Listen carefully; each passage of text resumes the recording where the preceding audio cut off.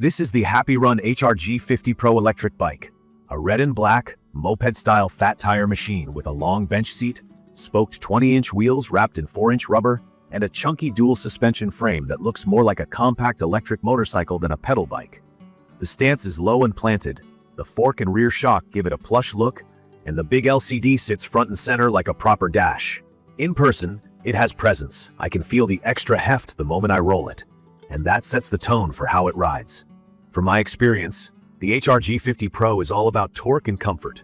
It uses a 48-volt system with either an 18Ah or 25Ah removable battery depending on the trim, and a 750-watt hub motor that's marketed with a peak figure up to 1500 watts on most listings, sometimes shown higher on others. The point is simple: it pulls.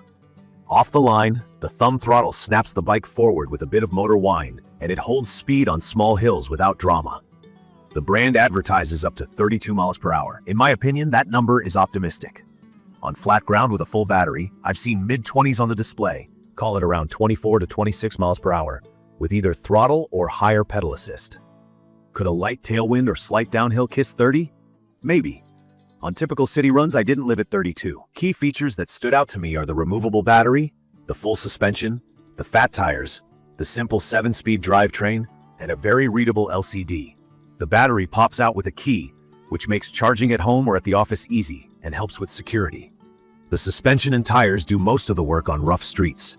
Potholes, gravel shoulders, and park paths feel tame. That comfort is a big part of why I kept choosing this over a regular bike for errands. The 7-speed derailleur gives some cadence flexibility, but at higher speeds, I felt spun out. The pedals start to feel like footrests once I'm past the low 20s. That's not a knock if I treat it like a small electric moto with pedals attached. It is a knock if I expect a light, fitness-forward e-bike that multiplies my pedaling. This machine skews throttle first. Range depends on how I ride. The brand claims up to around 68 miles on low pedal assist and roughly 35 miles on pure throttle. With my stop-and-go city mix, throttle heavy, I was closer to the 25 to 35 range on the smaller pack, and more when I stayed in PS1-2 and kept speeds in the teens. For me, that's plenty for daily errands and a weekend fun ride without midday charging.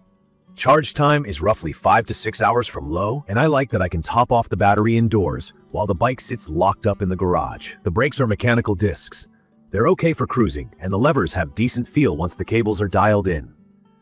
Given the weight, around 95 pounds, and the speed this bike can sustain, I'd prefer hydraulics for stronger, more consistent stopping with less hand effort. I adjusted the cables after the first few rides and got better bite, but if I kept this long term, hydraulic calipers would be high on my upgrade list. That and a brighter rear light or at least a better mounting spot. The stock taillight is positioned low and feels vulnerable. The headlight is fine for being seen and for slow speed paths, but I'd add a brighter light if I rode fast at night. Comfort is a highlight. The long seat has decent padding and space to shift my position. The brand highlights that the longer seat can carry a child or be reconfigured to a rack, and the reinforced frame supports utility use. I treat any passenger idea carefully and check local rules. But as a platform for cargo, groceries, a small backpack, or a lock, the frame feels up to it. The upright posture, the bench seat, and the squishy tires make city miles easy on the back and wrists.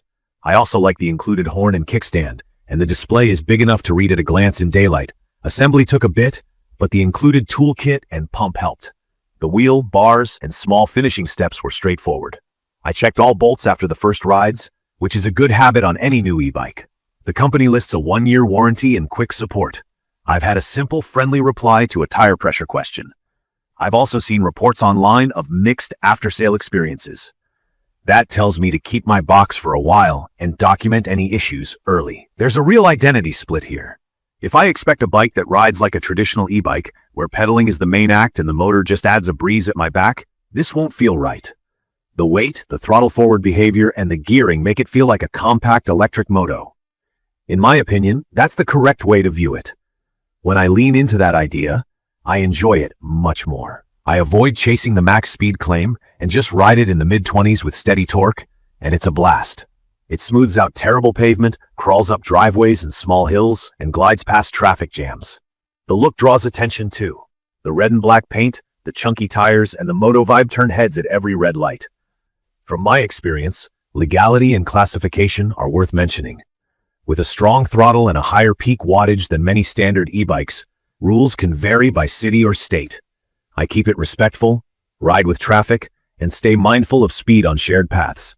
That keeps the experience positive and avoids hassle. It's perfect for short to medium commutes, grocery runs, campus or base hops, beach paths, light trails, and anyone who wants a comfy, torquey ride without worrying about every bump. It's also great for riders who want the look and feel of a mini moto while still having pedals for backup. If stairs are part of daily life, or if I need a bike that feels light and pedal-friendly at 20+ miles per hour, this isn't the right fit. In my opinion, the biggest strengths are the motor's pull, the cushy suspension and tires, the removable battery, and the overall utility of the long seat and reinforced frame. The biggest trade-offs are the weight, the mechanical brakes, the real-world top speed being lower than the claim, and the pedal feel at higher speeds. None of those are deal breakers for me, because I treat it as a powerful urban runabout, not a roadie's training tool. I'd recommend this for riders who want a comfortable, stylish, high-torque e-bike for commuting and weekend fun, who plan to use throttle a lot, and who don't mind basic wrenching or future upgrades like hydraulic brakes and a brighter rear light. If someone wants a true bicycle feel with long, efficient pedaling at higher speeds, I'd point them to a lighter Class 3 e-bike with a mid-drive and a wider gear range. In conclusion, the HAPPYRUN HR-G50pro delivers a fun, confident ride with real utility and standout looks, as long as I manage expectations around speed and pedaling feel. Treat it like a mini electric moto with pedals, and it shines. Treat it like a featherweight e-bike, and it doesn't. For my city needs, the comfort, torque, and removable battery made it easy to use and easy to like. To learn more about the HAPPYRUN HR-G50pro, please check the comments section. Thank you for watching.